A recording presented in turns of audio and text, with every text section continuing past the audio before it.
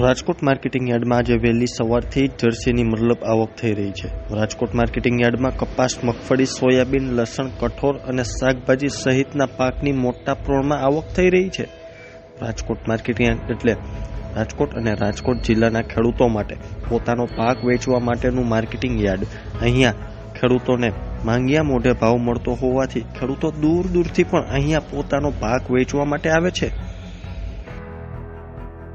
રાજકોટ અને આસપાસના ગામોના ખેડૂતોને રાજકોટ માર્કેટિંગ યાર્ડમાં પૂરતો ભાવ મળતો હોવાથી તેઓ પોતાનો પાક લઈને અહીંયા વેચવા માટે આવે છે।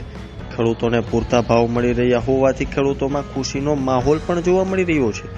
એક તરફ માર્કેટિંગ યાર્ડમાં આજથી ડુંગળીની આવક પણ શરૂ કરી દેવામાં આવી છે અને ત્યારે આજે જાણીએ માર્કેટિંગ યાર્ડમાં કયા પાકોનો શું ભાવ બોલાયો હતો। રાજકોટ માર્કેટિંગ યાર્ડમાં 4500 ક્વિન્ટલ કપાસની આવક થઈ હતી। કપાસના ભાવની વાત કરવામાં આવે તો ખેડૂતોને કપાસનો ભાવ 1190 થી 1444 રૂપિયા ભાવ મળ્યો હતો। કપાસની સાથે સાથે ડુંગળી અને ટુકડા ઘઉંની આવક પણ મોટા પ્રમાણમાં થઈ હતી। રાજકોટ માર્કેટિંગ યાર્ડમાં મગફળીની મતલબ આવક મોટા પ્રમાણમાં થઈ રહી છે। યાર્ડમાં મગફળીની આવક 12000 ક્વિન્ટલથી પણ વધુ જોવા મળી રહી છે। ત્યારે યાર્ડમાં ઝીણી મગફળીની આવક 7200 ક્વિન્ટલ થઈ છે, જ્યારે ઝીણી મગફળીનો ભાવ 1125 થી 1330 રૂપિયા બોલાયા હતા। જ્યારે જાડી મગફળીની આવક 4800 ક્વિન્ટલ થઈ હતી।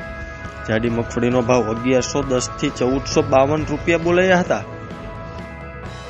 માર્કેટિંગ યાર્ડમાં આજે મગફળી અને કપાસની સાથે સાથે સૂકી ડુંગળીની પણ મોટા પ્રમાણમાં આવક થઈ રહી છે। સૂકી ડુંગળીની આવક આજે માર્કેટિંગ યાર્ડમાં 1500 ક્વિન્ટલ થઈ છે।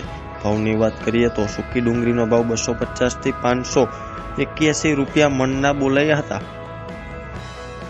રાજકોટ માર્કેટિંગ યાર્ડમાં અત્યારે સોયાબીનની આવક પુષ્કળ પ્રમાણમાં થઈ રહી છે। સોયાબીનની આવક 720 ક્વિન્ટલ થઈ છે। સોયાબીનનો ભાવ 920 થી 958 રૂપિયા મણના બોલાયા હતા।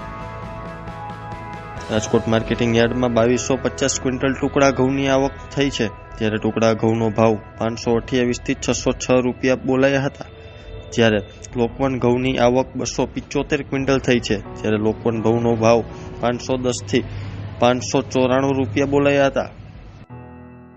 રાજકોટ સબ માર્કેટિંગ યાર્ડમાં બટેટાની 2850 ક્વિન્ટલ, લીલી ડુંગળીની 165 ક્વિન્ટલ અને ટમેટાની 1235 ક્વિન્ટલ આવક થઈ છે। બટેટાના ભાવ 110 થી 490, લીલી ડુંગળીના ભાવ 240 થી 530 અને ટમેટાના ભાવ 210 થી 490 રૂપિયા બોલાયા હતા।